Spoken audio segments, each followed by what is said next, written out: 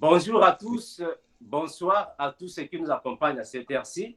Nous sommes ici de retour dans cette émission à la lumière des Écritures. Nous avons aujourd'hui invité notre bien-aimé qui va se présenter pour tous ceux qui ne le connaissent pas. Moi, c'est le frère Armando. Nous diffusons les vidéos de la vérité de la parole de Dieu à partir des États-Unis. Je vous présente mes frères dans le GEC. Ils vont aussi se présenter. Bonjour, frère Logan. Bonjour frère Armando, bonjour à tous les bien-aimés. Donc je suis le frère Logan, prédicateur pour la jeunesse et je travaille avec le frère Armando. Gloire à Jésus. Salut, ma sœur Flore. Oui, bonsoir à tous. Je m'appelle Flore. Je suis dans le GIEC. Gloire à Jésus. Merci pour tous ceux qui nous connaissent déjà.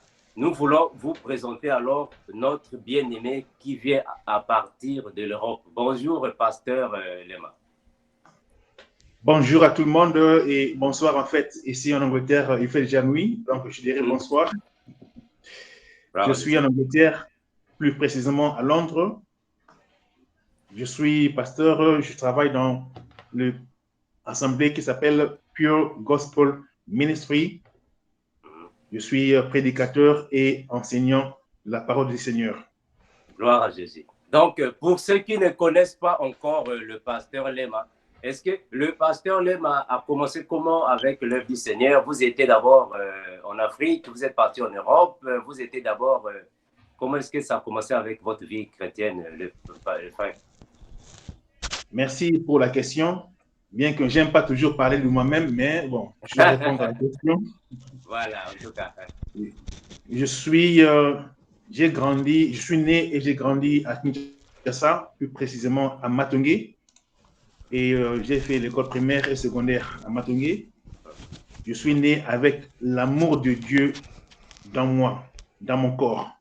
Non seulement dans mon cœur, mais dans mon corps. Et donc, j'ai grandi dans les choses de Dieu. Au niveau secondaire, j'ai alors commencé à prendre le baptême d'eau et le baptême du Saint-Esprit.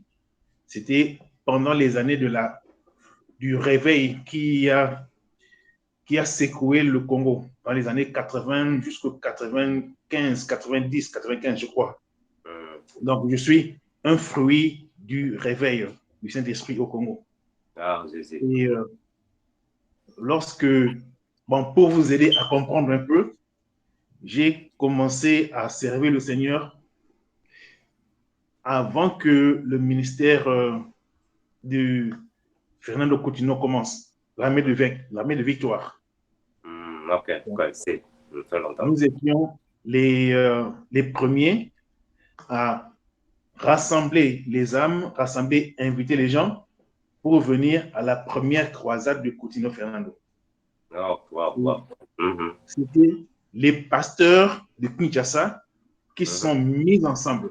Les pasteurs, les évangélistes, les gagneurs d'âmes, les intercesseurs, tout le monde s'est réuni pour organiser la première campagne de Fernando Coutinho. Vous comprenez? Donc, à ce moment-là, le travail de Dieu était sincère. Il n'y avait pas de guerre, il n'y avait pas de rivalité. Vous imaginez, y compris l'apôtre Mbie. Il a participé à cela.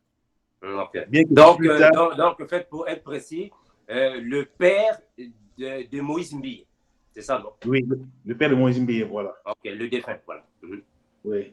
Donc, pour vous donner une image de mon background, c'est-à-dire mon souche, je suis un fruit du réveil et j'ai grandi pendant toutes ces années. J'ai vu des serviteurs de Dieu émerger et tomber. J'ai vu tout et rien.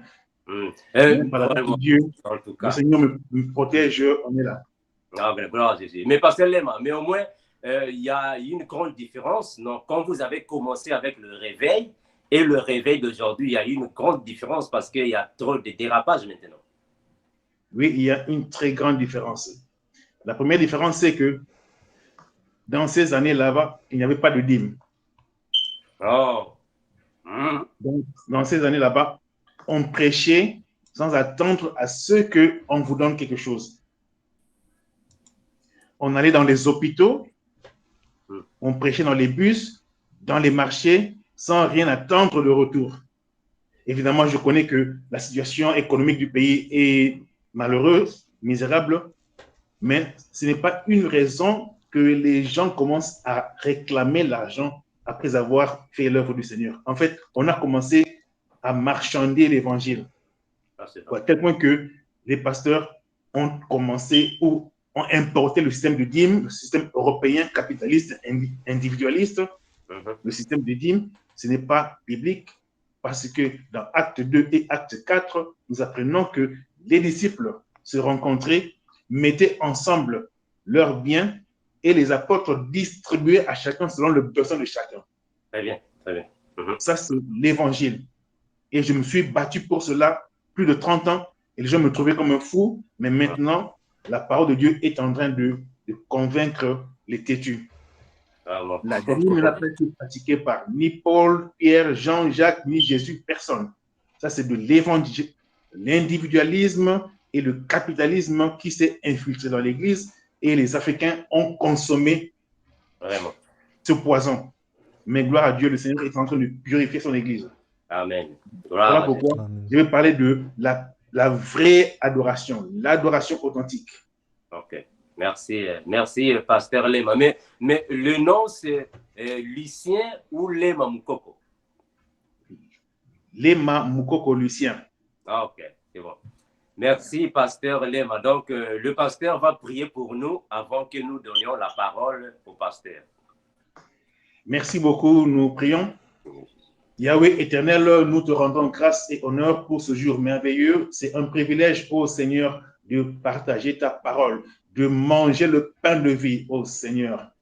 Je bénis mes frères, je bénis mes sœurs et je bénis tous ceux-là qui écoutent ce message, cette émission maintenant et ceux-là qui vont l'écouter dans les heures à venir, dans les jours à venir.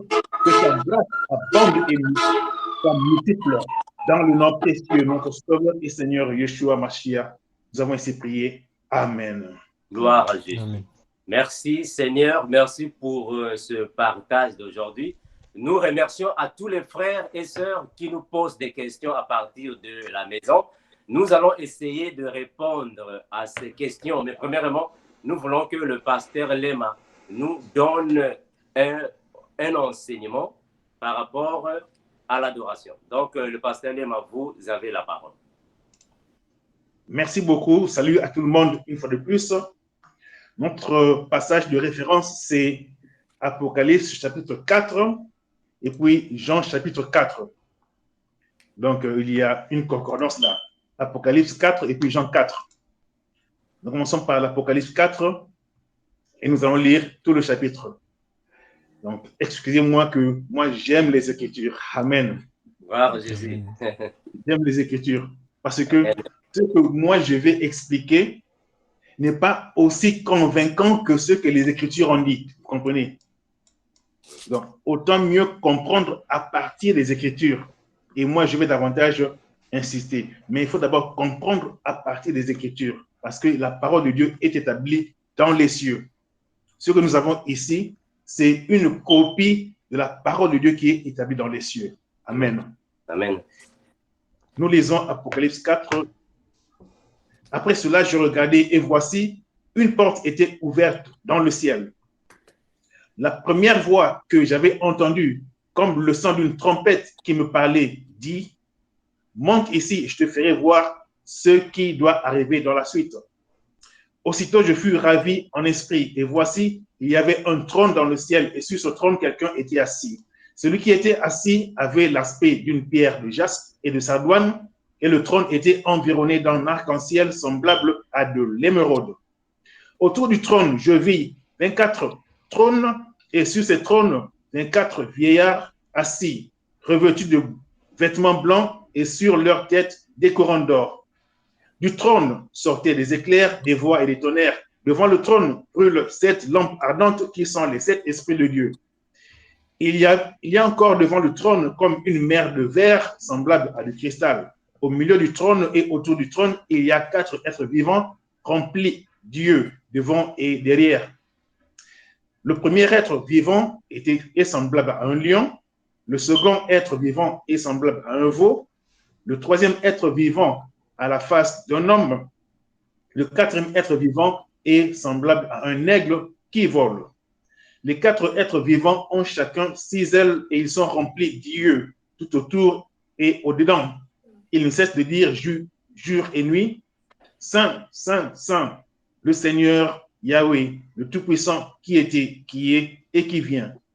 Quand les êtres vivants rendent gloire et honneur et action de grâce à celui qui est assis sur le trône et à celui qui vit au siècle des siècles, les 24 vieillards se prosternent devant celui qui est assis sur le trône et ils adorent celui qui vit au siècle des siècles. Ils jettent leur couronne devant le trône en disant, tu es digne, notre Seigneur et notre Adonai, de recevoir la gloire, l'honneur, la puissance, car tu as créé toutes choses et c'est par ta volonté qu'elles existent et qu'elles ont été créées. Amen. Amen. Que le Seigneur soit glorifié. Voilà, Jésus. Vous me comprenez que je fais un effort pour éviter le nom Dieu. Je préfère utiliser Yahweh, Elohim, parce que j'aime bien appeler notre Seigneur par son nom. Amen. Bien que le nom de Dieu, c'est bon, c'est pas mal, mais je préfère Adonai, Elohim, ce qui est véritablement originel. Jean nous parle ici de notre Seigneur Yeshua et de notre Créateur Yahweh. Jean fut ravi en esprit. Il a vu le trône dans le ciel. Et sur ce trône, quelqu'un était assis. Jean avait des difficultés pour nous décrire la physionomie de cette personne qui était assise sur le trône. Mais Jean pouvait juste voir, entre autres, de l'arc-en-ciel. Et pour que nous puissions avoir une idée de la grandeur de ce trône, rappelez-vous la dernière fois que vous avez vu un arc-en-ciel. Quelle est sa grandeur? Quelle est sa hauteur? Quelle est sa largeur? Quelle est sa dimension? Pratiquement, l'arc-en-ciel s'est dessiné dans le ciel, n'est-ce pas? Donc, imaginez alors un trône qui est aussi grand que cela, l'arc-en-ciel. Donc, nous avons au moins une idée de la grandeur de notre Seigneur Adonai. Très souvent, nous avons une idée d'un Dieu qui est assis sur le trône, exemple le trône de votre président ou de votre roi. On a l'image de ce trône-là, de cette chaise, fauteuil qui est fixé dans une maison. Non, non, non, non, non. Le trône de notre Adonai est tellement grand, à tel point que Jean ne pouvait pas voir la figure de notre Seigneur et Créateur. D'abord, cette scène, d'abord, te pousse à avoir la crainte de Dieu. Ça, c'est très important dans l'adoration. Un adorateur, c'est quelqu'un qui a la crainte de Dieu. Qui a la crainte de Dieu. Aujourd'hui, les gens n'ont pas la crainte de Dieu. Les gens sont devenus trop familiers. Je dirais, pas tellement familiers. Ils sont devenus inconscients, moins sérieux. Même lorsqu'on se présente devant un policier, quand même, on a du respect, on tremble devant un policier. Quand on est devant un militaire, quand même, on tremble, on sait qu'on est devant un militaire. Il peut m'arrêter ou bien il peut me tuer en un instant. Donc, on a ce respect-là, ces limites-là. Mais aujourd'hui, les chrétiens parlent de Dieu n'importe comment. Les gens ont peur des policiers plus que de Dieu. Et ils disent qu'ils adorent Dieu. Que le Seigneur nous aide. Jean dit qu'il a vu l'aspect de la personne qui était assise sur le trône comme l'aspect d'une pierre de jaspe, des sardoines, donc des pierres précieuses. Donc, il ne pouvait pas décrire la personne. En fait, il ne pouvait pas voir la figure de la personne parce que la personne était entourée de gloire excessive. Gloire excessive. Autour du trône, il y avait 24 trônes. Et sur ces trônes, il y avait les 24 vieillards. On ne va pas entrer dans les détails de ces 24 vieillards. Alors, dans tous les cas, ce ne sont pas des anges, mais ce sont des personnes. Et ces personnes étaient vêtues de vêtements blancs. J'aime bien les vêtements blancs. Aujourd'hui, les serviteurs de Dieu, les pasteurs et autres, les apôtres, ils aiment porter les soutanes blanches ou noires ou des chemises. S'ils sont des protestants, ils portent des chemises avec des cols, ce qu'on dit col pastoral, pour distinguer qu'ils sont des pasteurs. C'est bien, c'est bon. Mais tous ces habits-là, d'abord, c'est inutile en deux sens. Premièrement, les habits sacerdotaux tels que décrits dans Exode et Lévitique que Moïse a ordonné, ce n'est pas ce que nos pasteurs portent aujourd'hui. C'est une insulte des habits sacerdotaux qui sont décrits dans la Bible. Ils n'ont pas respecté la couture qui est donnée dans la Bible. La Bible dit, n'ajoutez pas, ne retраnchez pas. Les policiers, même les militaires, si la tenue des policiers, c'est en bleu, tous les policiers s'habillent en bleu. Et ils ne vont pas acheter leur jaquette ou leur pantalon quelque part dans un magasin, dans une boutique, et puis amener ça. Non. C'est l'armée qui va décider quel genre d'habits ils doivent porter, et c'est l'armée qui décide d'où viendront ces habits. Et ça doit suivre la couture instaurée dans l'armée. Les habits sacerdotaux, s'ils veulent apporter les habits sacerdotaux, ils devaient suivre le modèle que Moïse a donné. Aujourd'hui, chacun fait de sa façon. Il n'y a même pas les 12 tables, il n'y a pas de ceinture. Non, non, non. Donc, c'est manque de sérieux. Manque de sérieux. Et dans la Nouvelle Alliance, on n'a pas besoin de ces habits. Ça, c'est encore très grave. Parce que dans la Nouvelle Alliance, Jésus n'a pas porté de ses habits, ni Pierre, ni Jean, et Jésus n'a jamais commandé à quelqu'un de porter ses habits. Pourquoi? Parce que dans la Nouvelle Alliance, nous avons l'habit blanc que nous recevons le jour où nous sommes baptisés d'eau et du Saint-Esprit. Le Seigneur nous donne l'habit de sainteté. Nous sommes rendus saints, nous sommes sanctifiés, nous sommes justifiés. Et nous portons l'habit blanc. Que le Seigneur nous aide, qu'on arrête de lapider la parole du Seigneur. J'ai de la tristesse pour tous ces pasteurs qui portent ces habits, qui souvent sont copiés du modèle des sectes diaboliques, francs-maçons, Rose-Croix et autres. Mais la Bible nous dit que les 24 vieillards qui se tiennent devant le trône sont revêtus des vêtements blancs. Toi également, si tu marches dans la crainte du Seigneur, si tu es un adorateur, tu es revêtu de vêtements blancs. Et si par hasard tu as sali cet habit, tu demandes pardon au Seigneur. Si nous confessons nos péchés, il est juste et fidèle pour nous lui pardonner. Et le sang de Jésus nous purifie instantanément. Donc, cet habit blanc est constamment purifié par le sang de Jésus lorsque nous marchons dans la crainte du Seigneur. Si tu tombes dans un péché, le Saint-Esprit va te rappeler directement que tu as sali ton habit.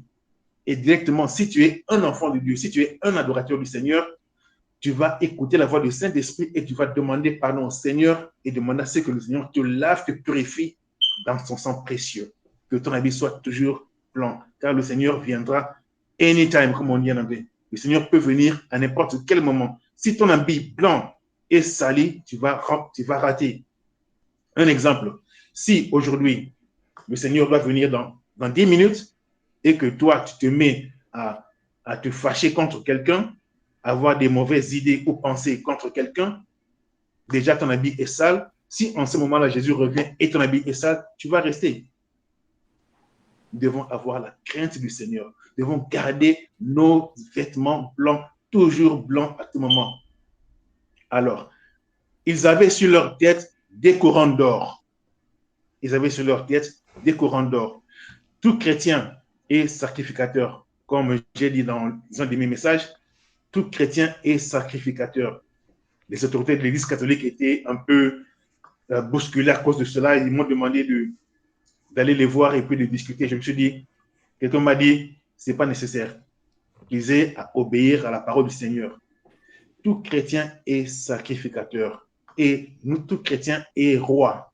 Apocalypse 1:6 nous dit que nous sommes un royaume des sacrificateurs. Et dans ce royaume, tout citoyen du royaume est roi. Et nous sommes couronnés. Nous avons la gloire du Seigneur. Nous avons l'autorité du Seigneur. Et lorsque nous irons dans la présence du Seigneur, dans les lieux célestes, nous allons jeter nos couronnes aux pieds du Seigneur Jésus. Et ici sur la terre, nous avons nos gloires et notre pouvoir, notre autorité. Ce n'est pas pour nous glorifier, mais c'est pour glorifier le Seigneur. Nous rendons gloire au Seigneur pour tout ce que le Seigneur accomplit à travers moi, à travers toi. C'est ça, les couronnes que nous avons, que nous jetons devant les seigneurs. Donc ça, ce sont les éléments de l'adoration. Donc l'adoration, ce n'est pas la séance de musique que les gens font ou passent les dimanches de 10h à 12h. Non, ça, c'est de la musique, du spectacle. Et les gens disent, oh, l'adoration est merveilleuse, nous avons adoré le Seigneur. Non, non, non. L'adoration, c'est toute une vie, la vie du croyant. Jésus a dit, les vrais adorateurs adoreront le Père en esprit et en vérité. Alors, l'esprit n'a pas de temps. L'esprit n'a pas une montre. L'esprit n'a pas une maison. Comme ta maison, tu as la clé, tu entres dans la maison, tu fermes les fenêtres. Ou tu pars dans votre salle que les gens appellent église, notre blasphème, parce que Jésus-Christ est mort pour son église. Il n'est pas mort pour ses bâtiments, mais il est mort pour les âmes. Amen. Les gens vont dans ces bâtiments et disent, nous allons adorer le Seigneur. Et pourtant, Jésus a déjà dit dans Jean 4, 22, 24, que vous n'adorerez plus ni dans le temple, ni sur la montagne, mais en esprit et en vérité. Or, l'esprit n'a pas de limite de temps, l'esprit n'a pas de limite d'espace. Cela veut dire, même si tu dors, tu es en train d'adorer le Seigneur, tu es en train de servir le Seigneur. Amen. Gloire à Jésus. Les 24 vieillards jetaient leur couronne aux pieds de Jésus. Nous également, nous jetons nos gloires et nos achievements, nos accomplissements aux pieds du Seigneur Yeshua Mashiach. À tout moment.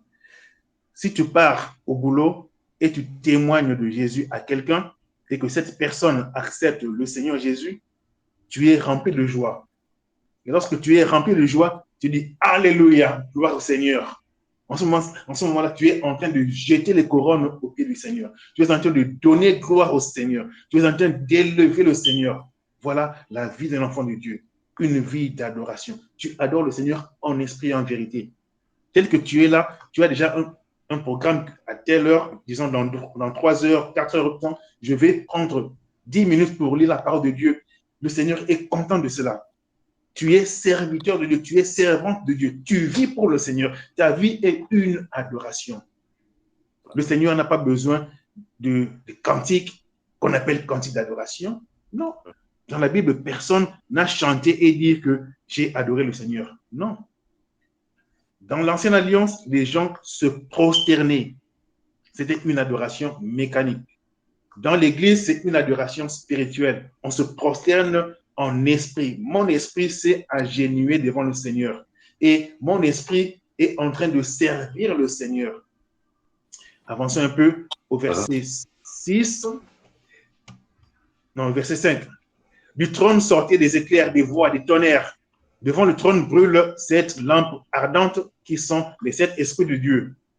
Le 7, c'est le chiffre parfait de Dieu. Cela veut dire le Saint-Esprit. Donc, le Saint-Esprit était devant le trône du Seigneur. Donc, dans le trône, il y a Yahweh Adonai et il y a Yeshua Mashiach et il y a le Saint-Esprit. Il est un. Notre Elohim est un. Elohim veut dire Eloi au pluriel. Im veut dire pluriel. Donc, c'est comme le S en français. Donc, Elohim, c'est notre Yahweh au pluriel. Yahweh, le Père et le Fils et le Saint-Esprit qui sont un. C'est un mystère. Comme toi également, tu es un esprit, tu as une âme et tu vis dans un corps. Les trois forment toi-même, n'est-ce pas? Ça, c'est un mystère. Verset 6. Il y a encore devant le trône comme une mer de verre, semblable à du cristal. Oh, j'aime bien ça. La mer de cristal. Jésus dit, celui qui croira en moi, des fleuves d'eau vive jailliront en son sein. Celui qui croira en moi, des fleuves d'eau vive jailliront en son sein. J'aime bien ce verset. L'eau, les fleuves, pas un fleuve, mais des fleuves d'eau vive jailliront en son sein. Et ces fleuves ont leur origine depuis le trône du Seigneur. Alléluia. Merveilleux.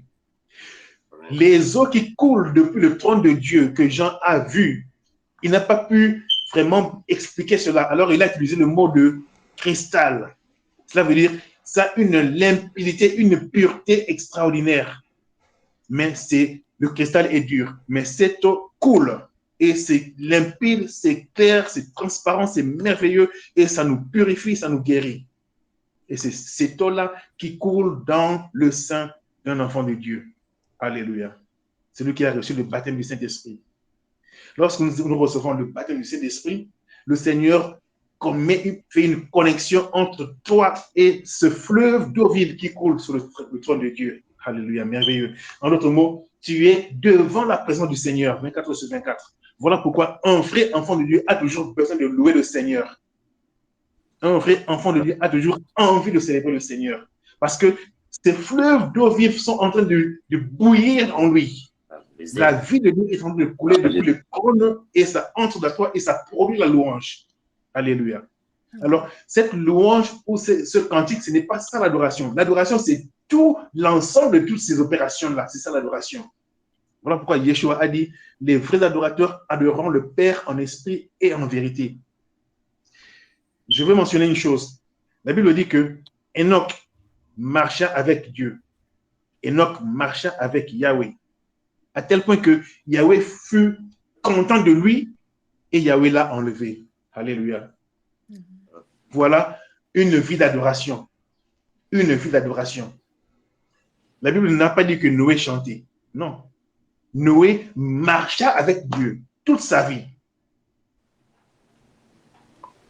Adam, quand il fut créé à l'image de Dieu et il marchait avec Dieu.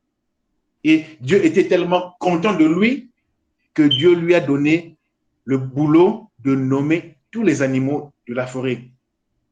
Et la Bible dit, Dieu regardait comment Adam allait nommer ces animaux. J'aime bien ça. C'est comme un parent qui apprend à son enfant à marcher et le parent se tient à côté et regarde si l'enfant va faire combien de pas. Donc, il y avait un amour, une relation d'intimité entre Adam et Yahweh. Mais malheureusement, le péché est entré à gâcher cette relation. Donc, Adam était déjà un adorateur. La vie d'Adam était une vie d'amour, de relation, d'intimité, de crainte de Dieu. Donc, un amour mélangé avec la crainte. Pas un amour qui fait que tu commences à prendre Dieu à la légère, comme les chrétiens le font aujourd'hui. Ils prennent Dieu comme un cadeau au McDonald's. Lorsqu'il a faim, il fait des jeûnes, des prières pour que Dieu lui donne des McDonald's, des KFC. Non. Dieu, bien qu'il veut que tu deviennes son ami, mais il est toujours le maître des cieux et de la terre, assis sur le trône, entouré de l'arc-en-ciel. Et son visage est en train de briller plus que le soleil. Il faut trembler devant ce Dieu-là. Amen. J'aime bien la Bible. La Bible, c'est tellement merveilleux. Les 4 êtres vivants qui étaient remplis Dieu, devant et du derrière, étaient autour du trône. On ne va pas entrer dans cela. Les chérubins chantent, ils glorifient le Seigneur 24/24. Ils n'ont pas de repos. Mais nous glorifions le Seigneur, mais comme nous sommes encore dans ce corps charnel, le corps a besoin de dormir, le corps a besoin de manger, le corps a besoin de, ainsi de suite, d'aller à la toilette. Voilà pourquoi on ne peut pas louer le Seigneur 24/24. On ne peut pas faire autant que les chérubins. Mais les chérubins, comme ils n'ont pas besoin de toilette ou de douche, ils le font 24/24. Gloire au Seigneur. Mais lorsque nous serons là-bas, nous allons alors nous allons joindre l'armée céleste dans l'adoration céleste. Alléluia. Tant que nous sommes ici sur la terre, nous faisons l'adoration terrestre que Jésus nous a enseignée. Alors, il y avait les 4 êtres vivants à la face de lion, et puis face de veau, face d'un homme, et puis face d'un aigle. Bon, le lion, c'est d'abord un animal d'autorité, le chef de la forêt. Donc, Yeshua est le lion de la tribu de Yehuda. Judas, le lion de la tribu de Judas, pour que vous compreniez. Mais le nom authentique, ce n'était pas Judas, mais c'était Yehuda. Ce sont les Français qui ont changé cela en Judas. Amen.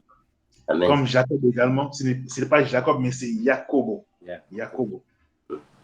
Alors, deuxième être avait la face d'un veau, ça veut dire un enfant d'une vache. Ça démontre la force dans le travail, dans le service. Les enfants de Dieu ont ce courage-là de servir Dieu et ils ont ce zèle de servir Dieu. La face d'un homme, Yeshua Mashiach, fils de l'homme. La face d'un aigle, un oiseau qui vole très haut et plus haut, qui peut faire des exploits. Nous avons la capacité de voler. Tout cela, c'est un enseignement.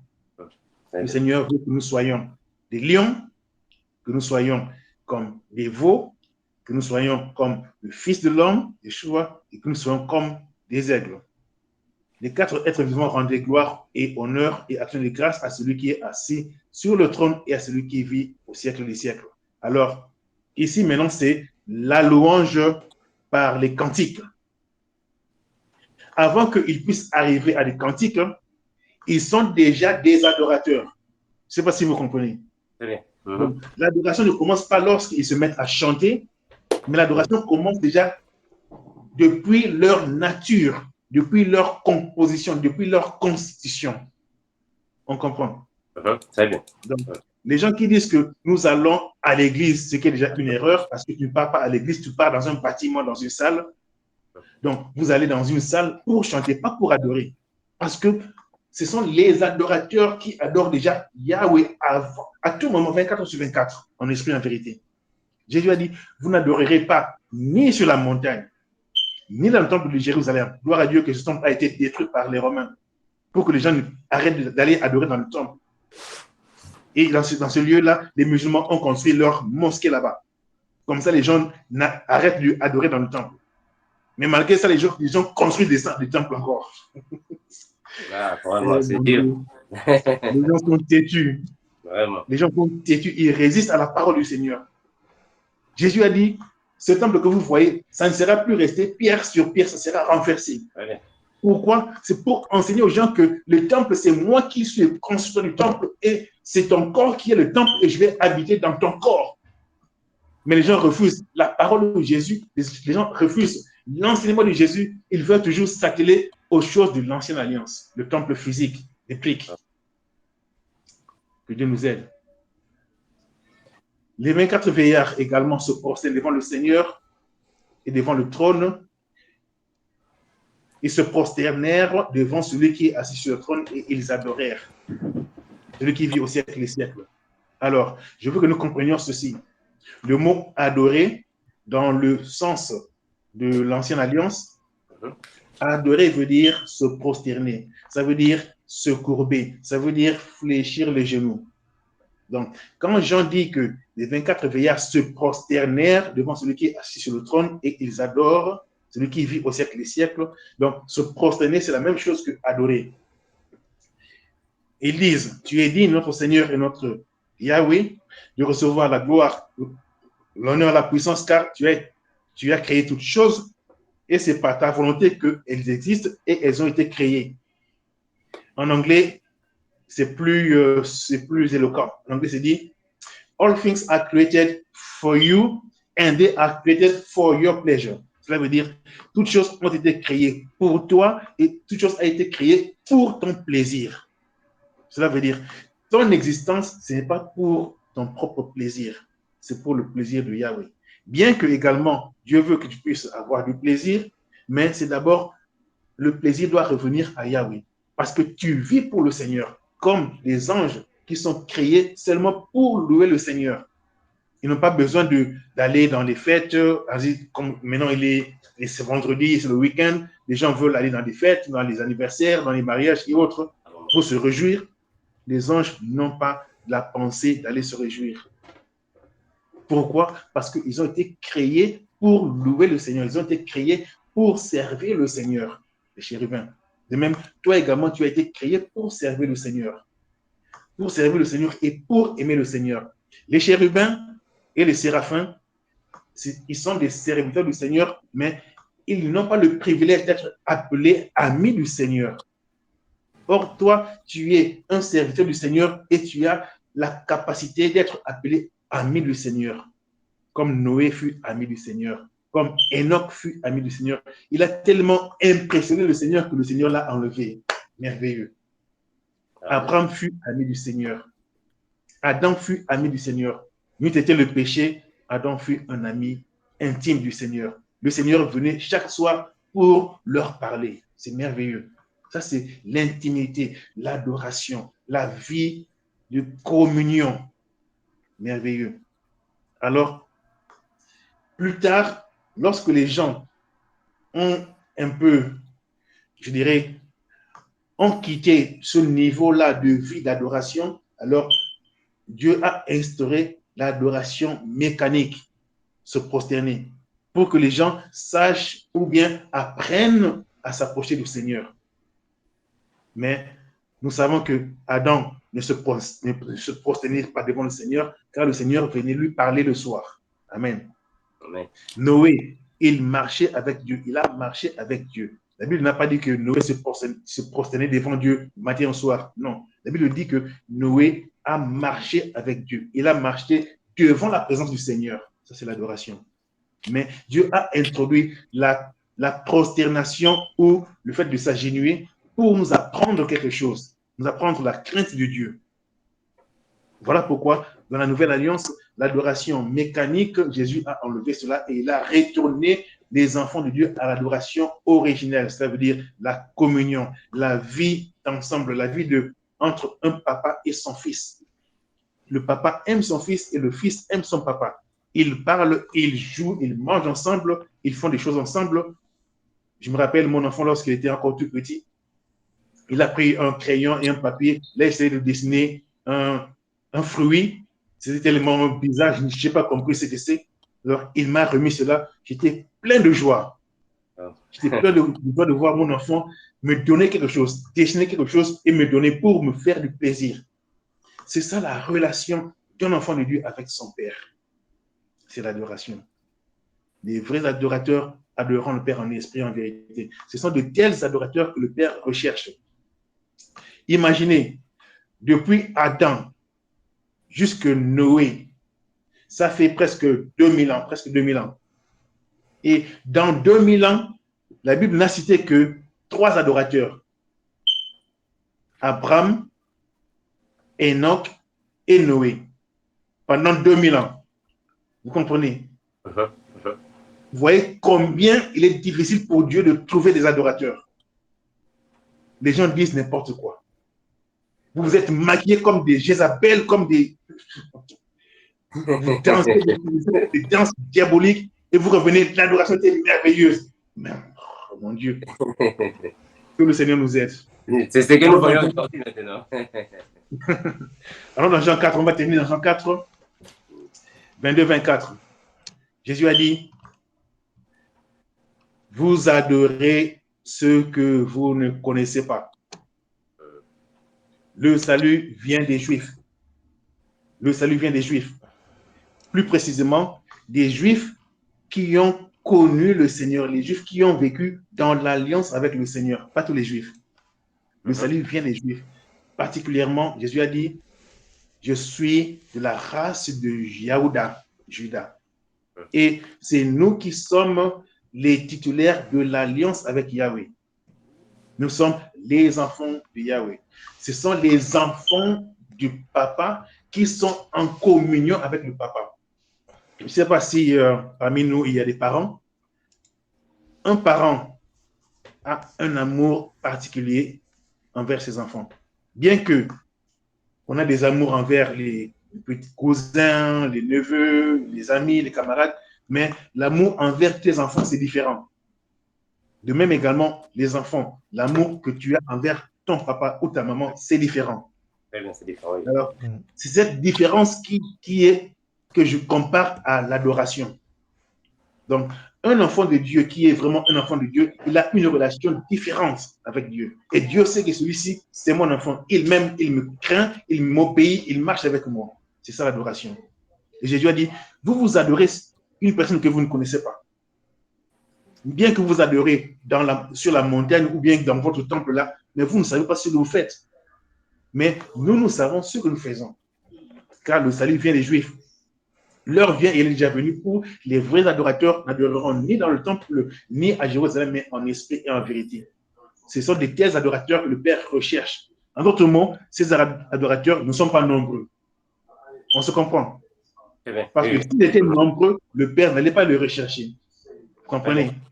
Donc, si Yeshua dit que le Père recherche de tels adorateurs, ils sont rares. Pour preuve, depuis Adam jusqu'au temps de Noé, il n'y avait que 3 personnes. Dans 2000 ans, Dieu n'a trouvé que 3 personnes. Et les témoins de Jéhovah disent, Dieu n'est pas méchant pour jeter tout le monde en affaire. Vous ne lisez pas les Écritures?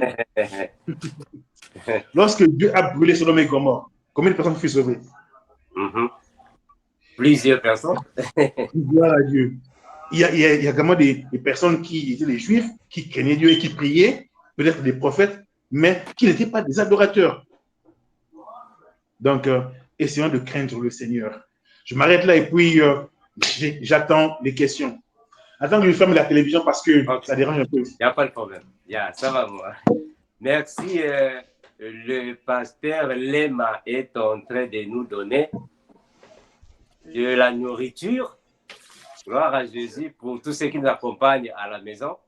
Donc, la sœur Flore va poser des questions afin que nous puissions répondre une après une. Merci à tous ceux qui nous accompagnent à la maison. Nous savons que plusieurs frères et sœurs aiment nous poser des questions. Voilà pourquoi nous faisons parfois appel à nos bien-aimés pour venir aussi répondre aux questions pour l'édification du corps de Christ, pour le perfectionnement des saints. Donc, pasteur Lema, nous pouvons alors poser les questions. Ça va, pasteur? Oui. Voilà, donc je donne la parole à la sœur Flore. Bonsoir. Salut, la première question est, que signifie l'adoration? La deuxième est, comment peut-on adorer le Seigneur? Oui. La première question, que signifie l'adoration? Voilà. Et comment peut-on adorer le Seigneur? Oui. Adoration, ça vient du verbe adorer. Et adorer, ça veut dire se prosterner, s'agenouiller. Alors, si nous voulons vraiment pratiquer ce qui était fait dans l'Ancienne Alliance, nous devons nous agenouiller. Lorsque les gens disent c'est l'heure de l'adoration, donc les gens veulent parler de l'adoration mécanique. On se comprend. Parce que l'adoration spirituelle n'a pas de temps de départ, n'a pas de temps de fin, parce que l'esprit n'a pas de ces limites-là. L'esprit est illimité, l'esprit est sans mesure, sans espace, il est partout. Mais quand les gens disent on va adorer, donc ils sont dans le cadre de l'adoration mécanique ou physique. Alors, si vous voulez faire l'adoration physique ou mécanique, il faut vous agenouiller. On se comprend. Donc, nous devons pratiquer la génuflexion. Adorer également, c'est se courber par révérence à une divinité. Adorer veut dire servir. Dans la tentation au désert, le diable a dit à Jésus, je vais te donner tout ce royaume si tu t'agenouilles devant moi. Le Seigneur Jésus a dit, il est écrit, tu n'adoreras que un seul Dieu et à lui tu rendras culte. En d'autres mots, rendre culte, c'est servir. Lui seul tu serviras. Lui seul tu rendras culte. Donc, adorer veut dire servir. Adorer veut dire rendre culte. Voilà pourquoi les 24 vieillards servent le Seigneur. Les 24 vieillards s'agenouillent devant le Seigneur. Les 24 vieillards sont au service du Seigneur. Les anges sont au service du Seigneur. Et gloire à Dieu. Le Seigneur m'inspire une chose. Les anges sont également au service de ceux-là qui seront héritiers du royaume. Alléluia. Voilà, Jésus. Donc,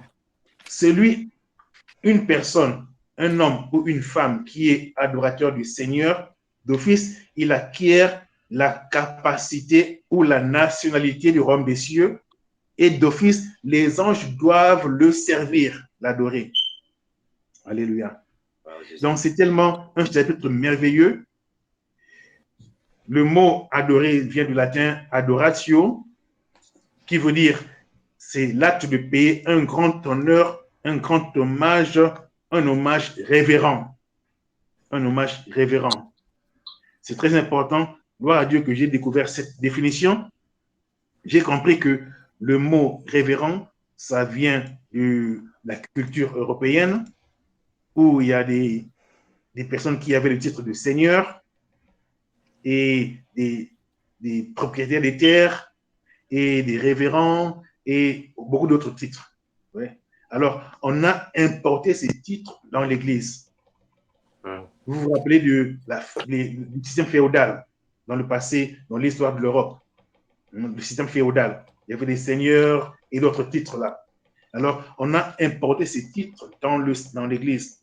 C'était l'Église catholique. Voilà pourquoi dans l'Église catholique, il y a des monseigneurs, il y a des évêques, il y a des révérends, il y a beaucoup d'autres titres. Or, le mot révérend, ça appartient à Dieu, à Yahweh seul. Révérence veut dire un hommage suprême supérieur. On ne peut donner révérence que à Yahweh, Elohim. On ne peut pas donner révérence à une personne. Quel honneur ou qui a droit à un honneur quelconque? Personne. Nous tous nous sommes sauvés par le sang de Yeshua. Nous tous nous sommes pareils. Que ce soit Paul, Pierre, Jean, Jacques, nous tous nous sommes sauvés par le même sang précieux. Et Pierre dit, nous avons reçu le salut, la foi de même prix par le sang de Yeshua Mashiach. Donc, personne n'a droit à la révérence.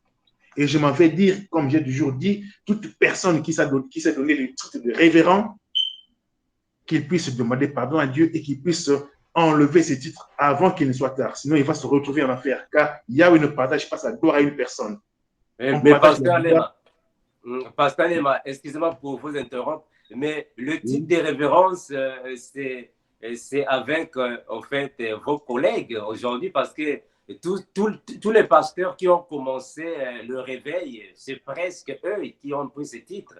Est-ce que entre vous, les anciens pasteurs, il n'y a pas un conseil que vous avez pour exhorter les uns les autres? Bon, c'est pas facile parce que Yeshua, quand il était sur la terre, il avait des problèmes sérieux avec les chefs religieux. Vous vous rappelez? Oh, très bien, oui. Parce que Yeshua parlait et enseignait et ils se sont rendus compte que ce petit garçon, ce qu'il dit, en tout cas, c'est vrai, mais on ne peut pas l'accepter publiquement. Voilà. Et Jésus les a taquinés tellement qu'ils ont dit, on doit tuer ce petit parce qu'il nous rend la vie difficile. On commence à perdre la popularité et l'autorité devant le peuple. Voilà pourquoi ils ont tué Jésus. Même aujourd'hui, les autorités religieuses n'aiment pas ceux-là qui parlent la vérité. Ça les met mal à l'aise. Voilà pourquoi ils ont tué Étienne, ils ont tué Pierre, ils ont tué tous les apôtres. Pourquoi? Parce qu'ils parlent la vérité. Et Jésus a dit, tout celui qui veut vivre pieusement, c'est-à-dire qui veut suivre mes traces, il sera persécuté. J'ai toujours parlé, ça fait presque plus de 30 ans que je parle de ces choses. Beaucoup de pasteurs me prennent comme leurs ennemis. Gloire à Dieu, quelques-uns reconnaissent que c'est la vérité, mais ils ne me le disent pas directement. Je vous dis un secret. Une sœur à moi est amie à la femme d'un pasteur. Alors, son pasteur lui a dit, il faut suivre les enseignements de Lucien. Sa femme a dit, oh, quoi? Il dit, écoute les enseignements de Lucien. Et la femme a dit, ah bon? Et la femme a raconté ça à son ami. Et son ami me l'a dit. Et je dis, oh, donc quand même, ils écoutent mes enseignements. J'étais un peu surpris. Ah bon? Il a recommandé à sa femme d'écouter mes enseignements. Donc, ils reconnaissent que ce que je dis, c'est vrai, mais ils ne veulent pas le reconnaître. Ça, c'est vrai. Donc, c'est ça. Ceux-là qui ont le titre de révérend, ils ont tellement beaucoup d'honneur qu'ils ne veulent pas se rabaisser. Or, Dieu dit, je ne partage pas ma gloire à un homme.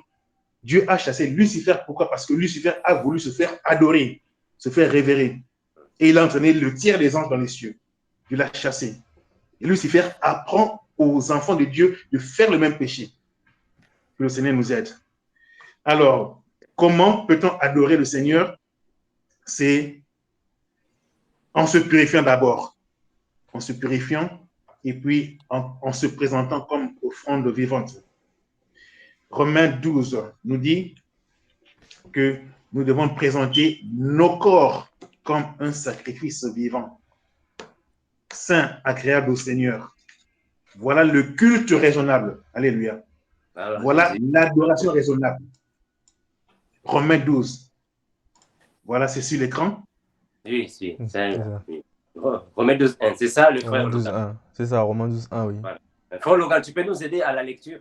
Ok, ça marche. Oui. Romains 12.1, il est écrit, Je vous exhorte donc, frères, par les compassions de Dieu, à offrir vos corps comme un sacrifice vivant, saint, agréable à Dieu, ce qui sera de votre part un culte raisonnable. Amen. Gloire à Dieu. Alléluia. Amen. Donc, c'est ça le culte ou adoration. Culte veut dire adoration, n'est-ce pas? Très bien. Alors, il y a une adoration qui est raisonnable et il y a une adoration qui est folle, comme les vierges sages et les vierges folles. On se comprend?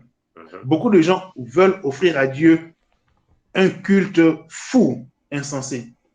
Ils veulent offrir à Dieu un sacrifice avec un feu étranger. Le Seigneur ne va pas accepter cela. Non.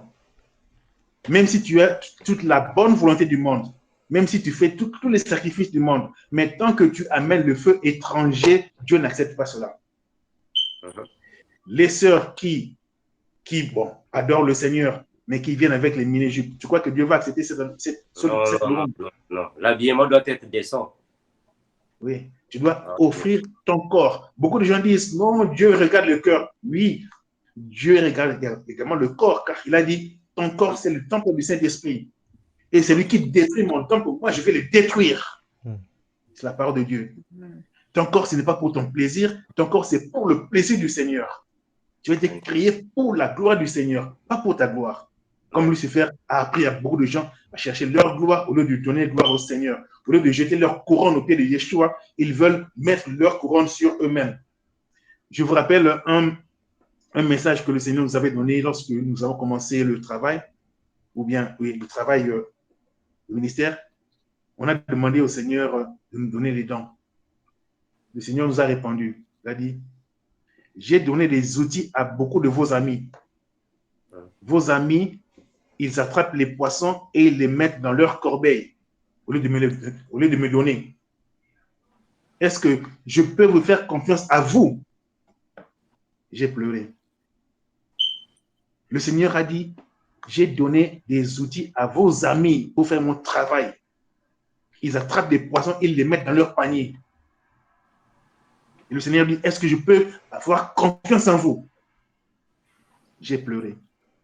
J'ai dit, Seigneur, même si tout le monde va te trahir, moi je ne veux pas te trahir. Voilà pourquoi j'aime la chanson. Amen.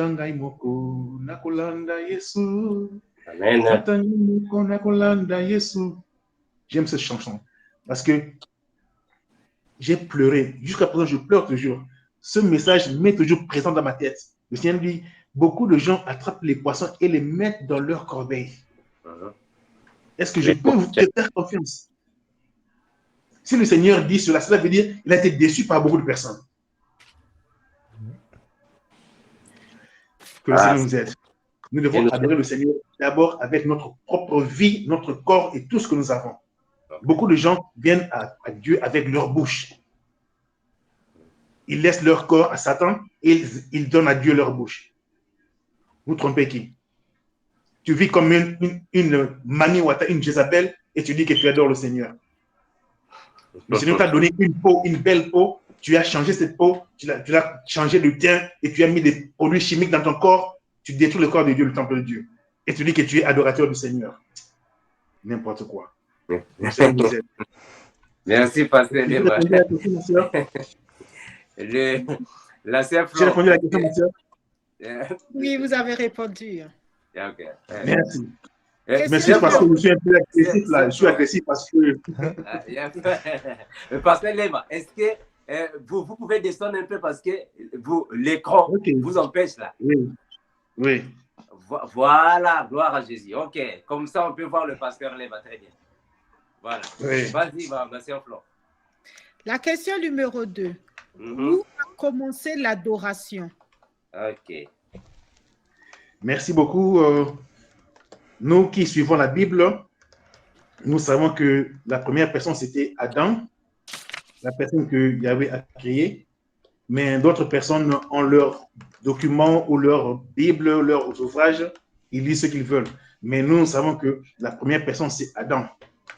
Et Adam a été créé à l'image de Dieu et il était en communion parfaite avec Dieu. Donc, il était en adoration avec Yahweh. Donc, l'adoration a commencé dans le jardin d'Éden. Et en ce moment-là, Adam avait l'autorité complète à 100% avec Dieu. et l'autorité plutôt sur toute la création. Et Adam a donné le nom à tous les animaux. Pourquoi? Parce que comme il était en communion avec Dieu, donc il avait l'autorité de Dieu et le pouvoir de Dieu sur toutes choses. Mais il a perdu à cause du péché. Mais notre Seigneur Yeshua, qui est également l'adoration par excellence, il a vécu en tant que maître sur toutes choses. Il a été maître sur la nature. Il a marché sur les eaux, il a multiplié les pains, il a fait tout ce que nous savons. Ça, ce sont des signes d'une personne qui est en communion avec le Seigneur, qui est un adorateur, quelqu'un qui a la vie du Seigneur. Le Seigneur nous aide, que le Seigneur nous donne vraiment la grâce de vivre en tant qu'adorateur du Seigneur. Le Seigneur cherche des vrais adorateurs.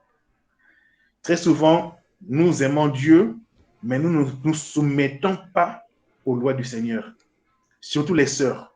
Je demande beaucoup à nos sœurs d'abandonner ce que le monde nous donne. Les sœurs croient que si elle ne fait pas le maquillage, elle n'est pas une femme. Même les enfants. Ma fille, lorsque je dis, bon, on va sortir, la fille dit, non, je n'ai pas encore arrangé ma figure. Qu'est-ce que tu dis? Pourquoi tu veux arranger ta figure? Qui a besoin de te regarder? Donc, j'ai appris à mes enfants de ne pas être esclaves des maquillages, esclaves de la mode. Ils mettent des bijoux. Ça me fait de la peine à voir des bébés qui sont nouveau-nés, on leur met des chaînettes au bras. Oh! Qu'est-ce que ça amène, qu'est-ce que ça ajoute à la vie de cet enfant? Et pourtant, le Seigneur a interdit, dans 1 Timothée 2:9, le Seigneur a interdit les perles, les bijoux en or et autres, et les mèches. On continue à faire ce que Dieu a interdit. Donc, en faisant cela, on se disqualifie en tant qu'adorateur du Seigneur. Que le Seigneur nous aide. Ah, la sœur Flore, est-ce qu'il y a encore des questions? Oui, la troisième question. Voilà, est-ce que les païens peuvent-ils adorer le Seigneur? La réponse, c'est non, parce qu'ils n'ont pas de relation avec le Seigneur. Ah, je sais. Oui. C'est seulement qu'en étant en Yeshua Mashiach et en obéissant au Seigneur Yeshua que tu peux devenir ami du Seigneur. Beaucoup de personnes, particulièrement des chrétiens, ils sont amis du monde. Voilà, la Bible dit, 1 Jean 2, 15 à 17, 16, 17, que n'aimez pas le monde ni ce qui est dans le monde. Car celui qui aime le monde, l'amour du Père n'est pas en lui. Donc, si tu es chrétien ou chrétienne, mais tu as les choses du monde dans toi, toi-même, tu te rends ennemi de Dieu. Pourquoi te rends-tu ennemi de Dieu? Bêtement. Dieu a dit, les choses du monde, c'est-à-dire la convoitise des yeux, les sœurs aiment bien tout ce qui frappe aux yeux. La convoitise de la chair, j'aime m'habiller en tel habit, en telle veste, en telle chaussure, ainsi de suite. L'orgueil de la vie. Après avoir mis sur toi des habits de marque, des grands noms, tu te sens grand là, tu es bombé. Je me rappelle encore, on est allé, un monsieur est entré dans la salle, il était tellement habillé et il regardait tout le monde.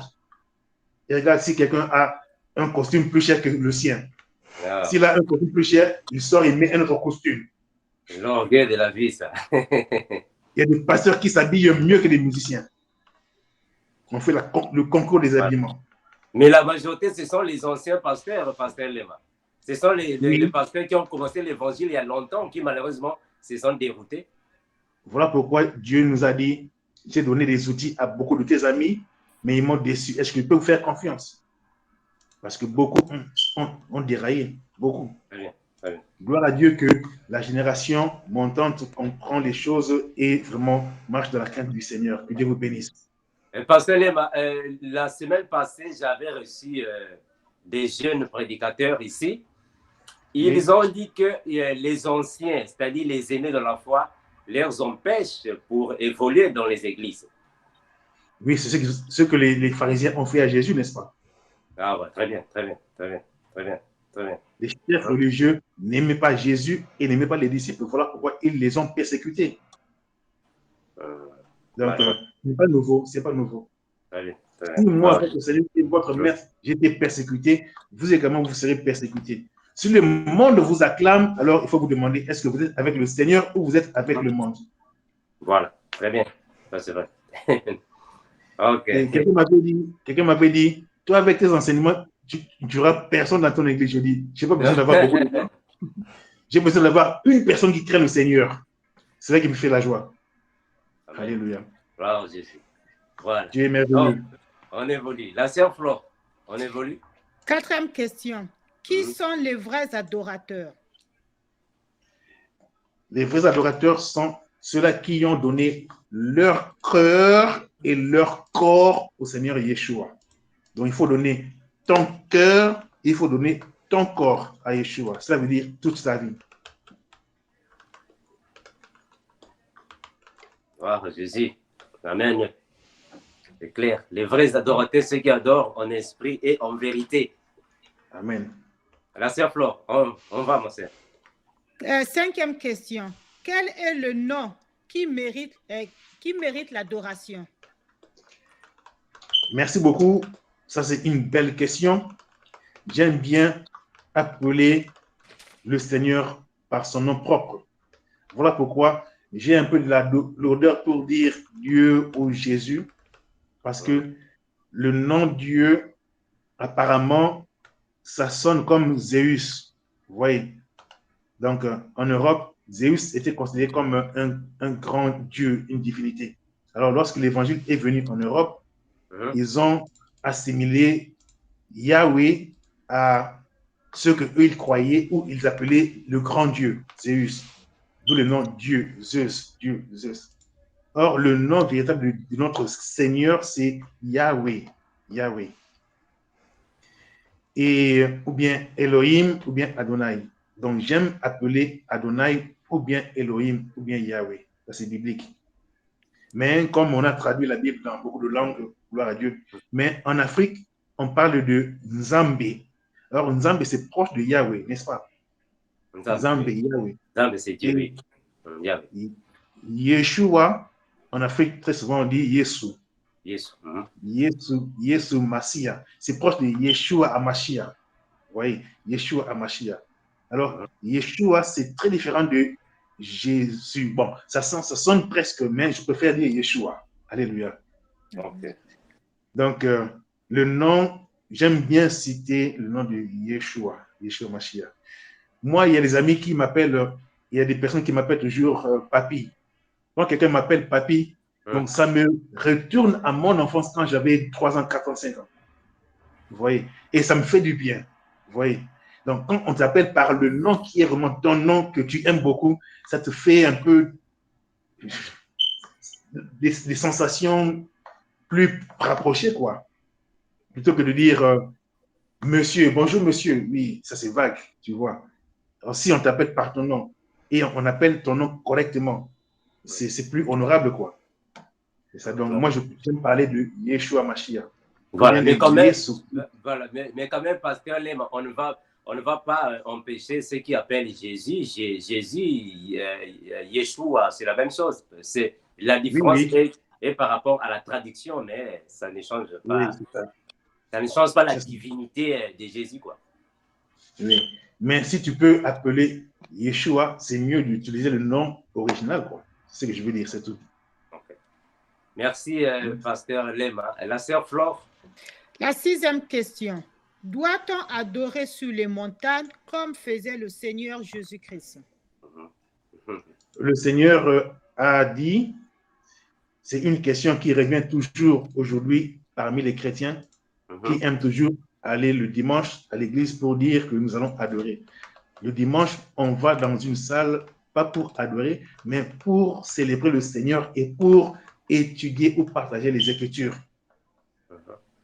Les disciples allaient dans le temple ou dans les synagogues pour persévérer dans les prières, pour faire le partage fraternel, la communion et les prières. Pas pour adorer. Non, l'adoration, c'est la vie. Allez. Ils allaient pour louer le Seigneur, prier et faire la communion fraternelle et manger ensemble. Aujourd'hui, on ne mange plus ensemble, on ne fait plus le partage fraternel, on ne fait plus cela et on a introduit l'adoration. Que nous puissions retourner à l'église véritable. Alléluia. Et surtout, on a enlevé le partage matériel pour les pauvres et les démunis. On a introduit le système de enrichir les pasteurs. On doit enlever cela. Mais cela commence à partir de votre promotion, Pasteur Lema. Non, ça a commencé depuis l'église catholique. L'église catholique a des églises, leurs églises, quoi, partout dans le monde, même dans les fins fonds des villages. Et ils font des récoltes. Les offrandes doivent être envoyées à Vatican. Et les pasteurs ou les pentecôtistes parlent de la dîme des dîmes. Mais les catholiques le font par envoyer l'argent à Vatican, à Caritas. Le Vatican va partager à toutes les églises. Est-ce que toutes les églises, toutes leurs églises qui sont dans les villages sont bien servies? Pour l'interrogation. Je ne crois pas. Mais aujourd'hui, dans les églises en Afrique, ce sont les pasteurs qui dépouillent alors les fidèles. Ils sont devenus riches, les fidèles sont pauvres. Oui, ça a commencé par l'église catholique romaine, et puis toutes les églises ont suivi, l'église orthodoxe, l'église anglicane et autres toutes les églises. Donc, c'est un système de contrôle, un système de concentration des richesses pour une petite classe, un petit groupe de personnes. Malheureusement. C'est pour le partage. Et d'ailleurs, les églises, au temps des apôtres, les églises, disons, l'assemblée qui est ici, exemple dans votre ville, ne va pas envoyer l'argent vers l'assemblée mère, comme aujourd'hui on parle de l'église mère. Non. Chaque église prend soin des pauvres et des malheureux et des veuves là où ils sont. Ils partagent à ceux qui sont sur place. Oui. Donc la gestion, ça a changé beaucoup, mais nous devons retourner au modèle correct que j'appelle le plan comptable divin. Plan comptable divin. Nous devons retourner à ce plan comptable. Dans l'ancienne alliance, le plan comptable, c'était que Dieu avait donné des héritages à 11 tribus et il avait dit aux Lévites, à la 12e tribu, que je ne vous donne pas de terre, mais tes frères vont te donner 1/10 de leur terre. De sorte que toi également, tu vas avoir une terre.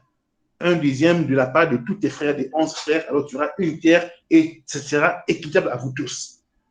Vous voyez l'économie de Dieu. Et tes frères ont le droit de travailler. Vous, Lévites, vous ne travaillerez pas, mais vos frères vont te donner chacun 1/10. Cela veut dire, si quelqu'un est médecin, il va te donner 1/10 de son salaire. Si quelqu'un a des champs, il va te donner 1/10. Et tous tes frères vont vous donner 1/10. De sorte que tu auras également la même part que tout le monde. Ça, c'est le plan comptable de Dieu. Dans la Nouvelle Alliance, comme il n'y a pas 12 tribus, mais il y a des gens de différents pays, de différentes nationalités, ceux qui avaient des biens mettaient cela ensemble et on distribuait à tout le monde selon le besoin de chacun. De telle sorte qu'il n'y avait pas de pauvres parmi eux. Ça, c'est le plan divin de Dieu. Et l'Église catholique a changé cela, a introduit le système de dîmes. Malheureusement. On envoie l'argent à Rome et c'est Rome qui gère ça. Il y a beaucoup de pauvres qui meurent, qui ne reçoivent rien. Il y a beaucoup qui reçoivent beaucoup d'argent, ainsi de suite. Et les pasteurs qui se sont dit pasteurs de réveil, ils ont fait pire que Rome. Ok. La sœur Flore, on fait évoluer. La 7e question. Doit-on adorer seul ou ensemble, autres les autres? Ça, c'est très important. C'est très important. Jésus-Christ a fait une prière dans Jean 17. Jean 17. C'est le chapitre, c'est une prière, la prière la plus longue que Jésus ait faite. Jean 17. Il a prié pour son Église, pour les apôtres et pour tous ceux qui croiraient après lui. Il a dit, Père, que tous soient un. Particulièrement le verset 3. Père, que tous soient un, comme moi et toi, nous sommes un. Donc, Dieu veut que, bien que tu peux être sauvé et que ta vie appartient au Seigneur, mais Dieu veut que beaucoup d'autres personnes également soient sauvées et qui donnent leur vie au Seigneur. Oui. Les 24 vieillards, ils n'étaient pas seuls, ils étaient 24. Ils jetaient leur couronne devant le Seigneur. Et les 4 êtres vivants, ils étaient nombreux. Donc, Dieu aime que plus de personnes participent dans cet orchestre, dans cette chorale universelle, dans cette chorale angélique. Le Seigneur aime que beaucoup de gens soient sauvés. Et il a dit, là où 2 ou 3 sont unis en mon nom, je suis parmi eux. Au moins 2 personnes, 3 personnes, c'est bon. Mais si tu es seul, gloire à Dieu, tu n'es pas seul, tu es avec le Seigneur, tu es avec le Saint-Esprit, tu es avec les anges, donc tu es majoritaire et tu es avec une nuée de témoins. Alléluia. Amen. Que le Seigneur nous aide. Amen. Amen. La sœur Flore. 8e question. Y a-t-il des heures pour adorer comme font les musulmans? Merci beaucoup. C'est très important d'avoir une discipline. Autrefois, je disais aux gens que vous devez prier quand vous voulez et je ne vous donne pas des heures. Très bien. Mais je me suis rendu compte que les gens sont très paresseux. Si tu dis aux gens, priez quand vous voudrez, personne ne va prier. Donc, si tu leur dis, je veux que vous priez à 22 heures, et puis à minuit et à 6 heures, là, ils vont prier. Mais, en principe, il n'y a pas de limite de temps, parce que le Saint-Esprit n'a pas de temps, n'a pas de limite de temps, ni de limite d'espace. Mais, comme on est des humains et très souvent des fainéants, il faut dire aux gens, allez, on va prier à 12 heures, on va prier à 14 heures, on va prier à 6 heures du matin, et ainsi de suite. Et les gens seront un peu poussés pour prier. Mais ça, ce n'est pas l'adoration, tu vois. Dieu veut que tu puisses prier depuis ton cœur, depuis l'amour que tu as envers Dieu. C'est ça qui fait plus de plaisir à Dieu, à Yahweh. Ah, Jésus. Donc, nous comprenons qu'il n'y a pas des heures comme font les musulmans. On prie quand l'Esprit Saint nous pousse de prier, mais on peut aussi faire un emploi du temps, ce n'est pas mauvais. Tout va dépendre de votre motivation. C'est bien parce que ça te stimule d'être régulier. Très bien. Voilà, Jésus. Merci. La sœur Flore. 9e question. Est-ce que la femme peut conduire l'adoration dans une assemblée? Oui et non. Oui et non. Oui, dans le sens que s'il n'y a pas de frère qui soit compétent, qui soit vraiment né de nouveau, qui soit conduit par le Saint-Esprit, donc il n'est pas qualifié pour conduire la prière. Si une sœur est vraiment dans le Seigneur, remplie du Saint-Esprit, qui marche dans la crainte du Seigneur, cette sœur est préférable à un frère qui est païen, qui est charnel. Donc, dans ce sens-là, la sœur peut diriger la prière pour la séance. Si toutefois, il y a un frère qui est capable, tant mieux, on lui donne la possibilité. Mais la Bible ne permet pas à la femme de prendre autorité sur les hommes dans l'assemblée. Mais s'il n'y a pas d'hommes dans l'assemblée, cela veut dire qu'ils sont des païens. Si les hommes qui sont là ne sont vraiment pas repentis, donc ils sont des païens. Donc la sœur a le droit de diriger la prière. Et également, la sœur peut diriger la prière devant les femmes et devant les enfants. À l'école, par exemple. Merci. J'espère que c'est la dernière question que la sœur Flore va poser. Oui, la dernière, c'est la 10e. Non. Doit-on payer pour assister à un concert d'adoration? La réponse, c'est dans Matthieu 10, le verset 8. Matthieu 10, le verset 8. Notre Seigneur Yeshua nous a donné une instruction très ponctuelle. Il a dit, guérissez les malades, ressuscitez les morts, purifiez les lépreux, chassez les démons. Vous avez reçu gratuitement, donnez aussi gratuitement. Amen. Alors, si les chanteurs aiment bien recevoir de l'argent parce qu'ils savent chanter, ils font le travail de Dieu. C'est bon. Et qu'en est-il également des intercesseurs qui travaillent très dur, qui font des veillées? Et qu'en est-il des protocolaires qui travaillent également, qui nettoient et balayent l'église, enfin la salle? Qu'en est-il des diacres? S'il faut payer la dîme, et alors il faut le partager à toutes ces personnes-là, parce que eux tous font le travail du Seigneur. Car selon Apocalypse 1, 6, nous tous nous sommes des sacrificateurs, n'est-ce pas? Très bien. Nous tous sommes des sacrificateurs. Même une personne qui n'a pas de travail dans l'assemblée, il est sacrificateur. Elle est sacrificateur. Et la dîme, comme les pasteurs aiment dire que la dîme, c'est le salaire du sacrificateur. Et donc, tous les chrétiens dans l'église sont des sacrificateurs. Non, il faut partager à tout le monde. C'est partage égal. Voilà pourquoi beaucoup de pasteurs ne me supportent pas. Parce qu'ils disent que j'ai bafoué leur COP, leur business. Ah, malheureusement. Vous faisiez des business. Oui, j'ai le droit de détruire vos business. Et je vais les détruire encore davantage. Il ne faut pas piller les gens. L'argent de l'église, c'est pour toute personne qui est dans l'église. Donc, si quelqu'un veut organiser un concert, je vais comparer cela à quelque chose que nous allons comprendre bien. Exemple, ma soeur, tu veux te marier. Tu veux te marier et puis organiser une fête quelque part.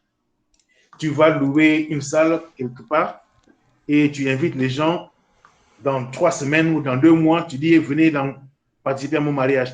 Et les gens arrivent là-bas, tu leur dis, il faut payer 50 €, 50 $. Ah bon? C'est comme ça qu'on fait le mariage. Non? Tu vas trouver de l'argent de ta façon. Si tu veux demander les gens par-ci, par-là pour qu'ils puissent t'aider à payer la salle et à acheter la boisson, la nourriture, tu vas le faire avant d'inviter les gens. Donc, si un frère veut réunir les gens pour qu'on puisse louer le Seigneur, c'est à toi de chercher les voies et moyens, l'argent. Demande aux gens, fais des cotisations, des appels de fonds. Si alors tu réunis le montant, tu vas louer la salle, tu loues les instruments. Et puis tu invites les gens à célébrer le Seigneur, à louer le Seigneur. Et peut-être tu peux dire, si quelqu'un veut contribuer au ministère, il peut venir déposer quelque chose. Là, c'est normal. Mais mettre un droit d'entrée à la porte, dire 10 $ ou 20 €, là, c'est comme si tu vendais les grâces du Seigneur. La voix que tu as reçue, tu l'as reçue gratuitement. Et la plupart des cantiques que nous chantons, ce sont des cantiques de David. Est-ce que David a reçu ne serait-ce un dinario? Même pas. Pour les psaumes qu'il a composés? Il n'a rien reçu. Et même vous pas. Qui copiez les psaumes de David, vous recevez beaucoup d'argent. Vous êtes des voleurs évangéliques. Que le Seigneur nous pardonne. Mais gloire à Dieu que beaucoup de personnes commencent à accepter ce message. Mais ce n'est pas facile. C'est vraiment un combat. Mais le message commence à pénétrer. Que le Seigneur nous aide. Mais, Pasteur Lema, au fait, comment est-ce que vous menez maintenant l'évangile d'aujourd'hui? Parce qu'apparemment, il y a une différence avec l'évangile que vous avez aujourd'hui et l'évangile que les pasteurs de votre promotion continuent avec. Il y a une différence. Oui, il y a une différence et il y a une guerre. Il y a une guerre. Et la Bible dit, le ciel et la terre passeront, mais la parole de Dieu ne passera jamais. Donc, tous ces pseudo-évangiles vont passer. Galates 1,6, n'est-ce pas? Très bien. Je m'étonne que vous soyez détournés de l'évangile original pour embrasser un autre évangile. Donc, je dis à tout le monde, il faut vérifier quel évangile tu as embrassé. Tu as embrassé l'évangile de Yeshua Mashiach, qui a été prêché par Jean, Jacques, Pierre, Paul, Matthieu et autres, où tu as embrassé l'évangile capitaliste. Tu as embrassé la bande des timovores, voleurs, escrocs évangéliques. C'est triste. À nous de décider. Je me rappelle encore un chanteur au Congo, il disait, je vais taire son nom, quand il a commencé à chanter, il disait, Seigneur, si tu me bénis, je vais davantage te chanter. J'ai dit, ah bon? Donc, pour que tu puisses chanter pour le Seigneur, tu attends à ce que le Seigneur te bénisse. Et quelle bénédiction! Il a dû faire des magouilles, faire entrer les gens en Europe, qu'on appelle les ngoulous, avoir de l'argent avec des arrangements avec les producteurs, et puis il s'est tapé une bonne vie, il est content. Il a dit, ah, le Seigneur m'a élevé. Ah. C'est triste, vraiment triste. Donc, Ok. Les gens veulent se servir de Dieu pour s'enrichir. J'ai son image. Lorsqu'il était pauvre, il habitait dans une maison, une petite maison. Il priait que le Seigneur puisse le bénir. Et comme il a utilisé tous les moyens, comme on dit, tous les moyens sont bons. Ceux-là qui sont assoiffés de l'argent, tous les moyens sont bons. Tromper, voler, faire des escroqueries par-ci par-là. Et il s'est tapé une bonne vie. Maintenant, il est assis. Il est content. Je suis béni. Ça, c'est l'évangile de ce monde. Voilà pourquoi j'ai toujours combattu l'évangile de la prospérité, miracle et bénédiction. C'est un évangile qui vient de l'enfer. Voilà, ça c'est vrai. Merci pour tout ce qui nous ont suivis aujourd'hui. Mais le pasteur Lema, où est-ce que nous pouvons vous trouver? Où est-ce que l'Église peut accompagner vos enseignements? Est-ce que vous avez une chaîne YouTube ou soit une place là où vous dispensez les enseignements? Oui, ma chaîne de YouTube, c'est Pure Gospel Ministry. Pure Gospel Ministry. Bien que je n'ai pas tellement beaucoup de temps pour y mettre des matières, mais la chaîne existe. Et j'ai beaucoup de mes enseignements dans ma page de Facebook, toujours Pure Gospel Ministry, Facebook. Là, il y a beaucoup de mes enseignements là-bas. Beaucoup de nos enseignements, non pas les miens, mais d'autres serviteurs de Dieu également qui prêchent le pur évangile, Pure Gospel. Et également, nous prions tous les jours à 21h, donc c'est dans 5 minutes, donc je dois arrêter avec vous et puis mettre la prière. Tous les jours à 21h. Donc, Pasteur Lema, est-ce que vous pouvez rapidement donner votre numéro de contact? Peut-être il y a des frères qui voudront bien vous contacter pour des partages aussi. Et mon email, c'est lema.london@hotmail.com. Je répète, lema.london@hotmail.com. Et ou bien Lucien Moukoko @gmail.com. Lucien Moukoko @gmail.com. Le numéro de téléphone 0044 7 500 656 259. Je répète, 0044 7 500 656 259. Voilà. Donc, ça, c'est email, Facebook, WhatsApp. Ce numéro a le WhatsApp également. Donc, envoyez-moi un message et puis on va se parler. Merci, Pasteur Moukoko. J'espère que le Pasteur Moukoko doit partir pour diriger la séance de prière. On va se partager avec le Pasteur Moukoko prochainement. Nous allons recevoir le pasteur s'il y a occasion. Je ne sais pas si le pasteur sera avec nous de retour un jour à l'autre. On ne sait pas par rapport à vos disponibilités. Oui, je suis là. C'est d'ailleurs mon plaisir de partager avec les enfants de Dieu, de rencontrer les enfants de Dieu. C'est mon plaisir. Merci, pasteur. Nous avons prière tous les jours à 21h, donc dans 2 minutes. Si on prie pour nos pays, particulièrement nos pays africains, et on prie pour l'Église et pour le monde entier, et on partage la parole de Dieu dans 30 minutes. On fait ça tous les jours. Donc, pour que les vierges soient toujours chargées d'huile, pour que les vierges ne soient pas dépourvues d'huile. Le Seigneur revient bientôt. C'est une recommandation que le Seigneur m'a donnée. Si on peut davantage répandre le travail dans le monde entier, c'est une bonne chose. Amen. Merci, Pasteur Moukoko, pour être ici avec nous. Merci pour la nourriture. Merci, le frère Logan, pour nous avoir aidés. Merci, ma sœur Flore, pour être ici. Que Dieu vous bénisse. À nous revoir prochainement. Salutations à toute l'Église de Jésus. Salut, merci. Ciao. Shalom, shalom, shalom.